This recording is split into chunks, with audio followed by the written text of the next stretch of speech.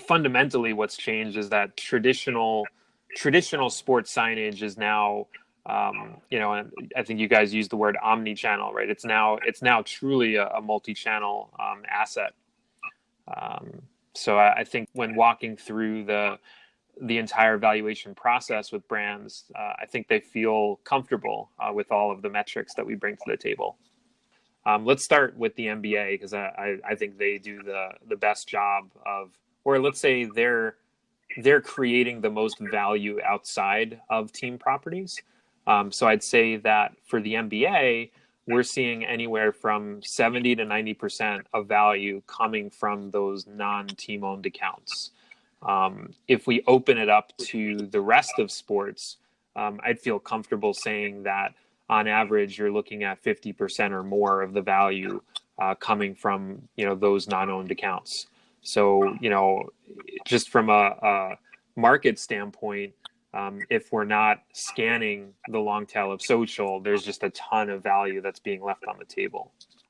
What's really interesting about the jersey patch, NBA jersey patch, is that it's actually a social first asset. So when sponsors and rights holders were looking to set price points on the NBA jersey patch, I don't know that anyone really anticipated the amount of exposure that we've been able to surface from social media. In fact, 76% of the media value we saw coming from social media, compared to just 24% from the TV game broadcasts. So, the jersey patch is just such a unique asset, and especially because during a game, the gameplay is so fast, it might be tough to pick up the jersey patch in a clear way. But on social media, typically, when you're posting about players, you post about you include a photo that has a player wearing a game jersey. So those are often showcasing the jersey patch, and then the highlight clips as well that often have, slow motion and close-ups of players doing spectacular things. It's really a tremendous asset that is really defined by social. And as I said, it's a social first asset. In a traditional sports environment, everything all signage tends to be a TV conversation, and then social is kind of an afterthought, right? So I think that the jersey patch has really shifted that conversation, and we've been able to demonstrate that by not just looking at the own social media accounts, but everything. And so, as I said before, 76% of the value is coming from social versus the 24% from the TV game broadcasts. And if we look at the non-owned accounts and how much they drive versus the team-owned accounts, you're looking at 88%, right? So when we talked about the NBA before, we said anywhere from 70 to 90% coming from the non-owned properties. For the jersey patch, it's 88%. So definitely in the upper range in terms of value coming from the non-owned properties.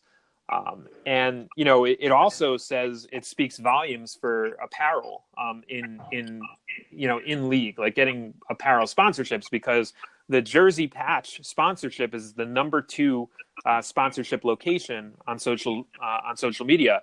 What's number 1? It's the apparel sponsor Nike, which is a league sponsor. So of course, it would make sense that they would surpass the team sponsorships of the patch.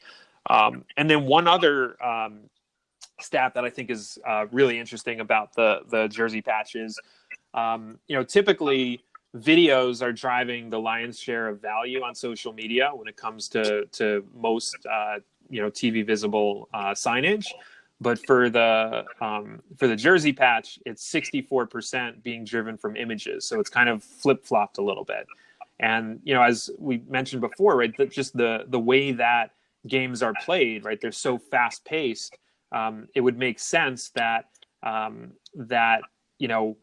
when photos are posted about the NBA, almost all the time it features a player in a game jersey. So it makes a lot of sense. You're talking about close-ups of the jersey that feature the jersey patch. So it's not a surprise that the ratio of images to video in terms of value is a little bit different when you look at the jersey patch.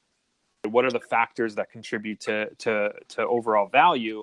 One is signage inventory, right? So how much signage inventory is available that is TV visible that could become, highlight clips, right? So in a league like the NFL, there's not a lot of sponsorable inventory that's either on the field or near the field. It's kind of limited. And the NBA is kind of the other extreme, where now you've got the jersey patch, you've got the basket stanchion, the press table. Like, there are many opportunities to get in the game. And I'd say, the Premier League is pretty good as well, in that they've got the entire perimeter, and they also have a very prominent jersey front. So that's one factor. Another factor is just the, how many, on average, how many compelling highlights per game are there? And I'd say in the NBA, because of the way that the game is set up, the format, right? You can have a highlight once a minute, right? Because they're scoring, almost every minute. It's a very fast-paced kind of game and a high-scoring kind of game versus, on the other extreme, whether it's hockey or Premier League, where you might have anywhere from no goals or scores up to, 10. And just from a number of compelling highlights standpoint, they tend to have fewer than the NBA.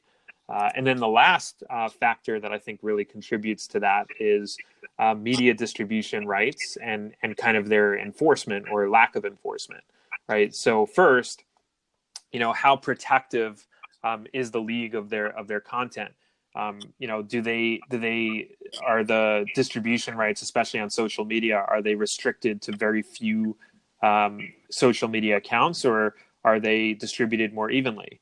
And then beyond that, let's say you have fans who love the sport and love the content. Do they get slapped? Does the content get removed when they try to post it on their own, even though they don't officially have rights, right? And the NBA tend to look the other way and encourage the broader kind of sharing environment, and other leagues would rather and are generating a lot more value from their owned and operated properties because they're creating scarcity, and they really want the content to be coming from their accounts. There's a tremendous amount of value that could be unlocked if athletes are given more flexibility and ability to share these clips. I think, something that I'd say beyond that is just, even beyond athletes, like if just other channels are allowed to share highlight clips more broadly, I think the question that if I'm a rights owner, a media rights owner, the question I would ask is, would it truly harm my business if the content was kind of emancipated, if it was more freely flowing out there? And I think the question is, would you cannibalize your audience, or would you potentially attract new pockets of audience that would not have necessarily tuned in or gotten access to the content if not for your account?